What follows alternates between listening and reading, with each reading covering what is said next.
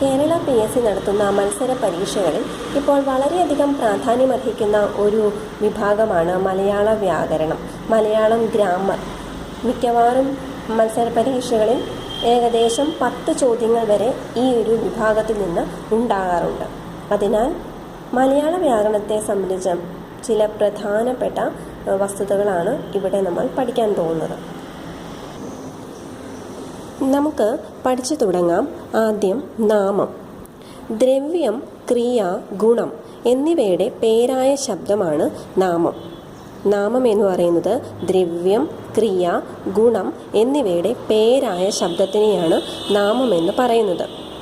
ഇപ്പോൾ ദ്രവ്യത്തിൻ്റെ പേരാണെങ്കിൽ അതിനെ ദ്രവ്യനാമമെന്നും ക്രിയയുടെ പേരാണെങ്കിൽ അതിന് ക്രിയാനാമമെന്നും പറയുന്നു. ഗുണത്തിൻ്റെ പേരാണെങ്കിൽ ഗുണനാമം എന്നും പറയുന്നു.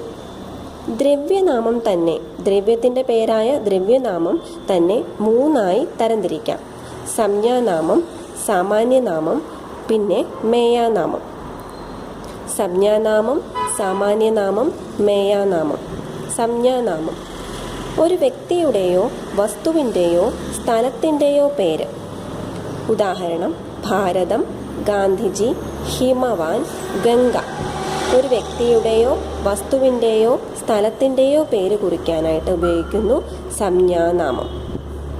സാമാന്യനാമം ഒരു വർഗത്തിൻ്റെ പൊതുവായ പേരിനെ കുറിക്കാൻ ഉപയോഗിക്കുന്നു. സാമാന്യനാമം ഉപയോഗിക്കുന്നത് ഒരു വർഗത്തിൻ്റെ പൊതുവായ പേരിനെ കുറിക്കാനാണ്. ഉദാഹരണം: രാജ്യം, മനുഷ്യൻ, പർവ്വതം, നദി. ഇനി അടുത്തത് മേയാനാമം.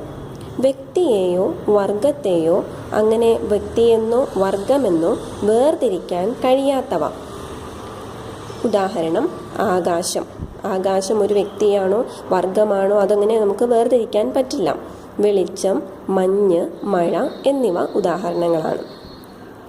അപ്പോൾ നാമം, ദ്രവ്യം, ക്രിയ, ഗുണം എന്നിവയുടെ പേരായ ശബ്ദം. ദ്രവ്യനാമം, ക്രിയാനാമം, ഗുണനാമം. ദ്രവ്യനാമം തന്നെ സംജ്ഞാനാമം, സാമാന്യനാമം, മേയാനാമം. ഇതിൻ്റെ ഉദാഹരണങ്ങൾ നിർബന്ധമായും പഠിച്ചിരിക്കുക. കാരണം ചില ചോദ്യങ്ങൾ PSC നടത്തി വരുന്ന എക്സാമുകളിൽ കണ്ടുവരുന്നത് ചില നാമങ്ങൾ തന്നിട്ടുണ്ടാവും, എന്നിട്ട് മേയാനാമത്തിന് ഉദാഹരണം ഏത്, സാമാന്യനാമത്തിന് ഉദാഹരണം ഏത്, ഇത്തരം ചോദ്യങ്ങളാണ് കാണുന്നത്. അടുത്തത് സർവനാമം. നാമത്തിന് പകരം ഉപയോഗിക്കുന്ന നാമതുല്യമായ ശബ്ദമാണ് സർവനാമം.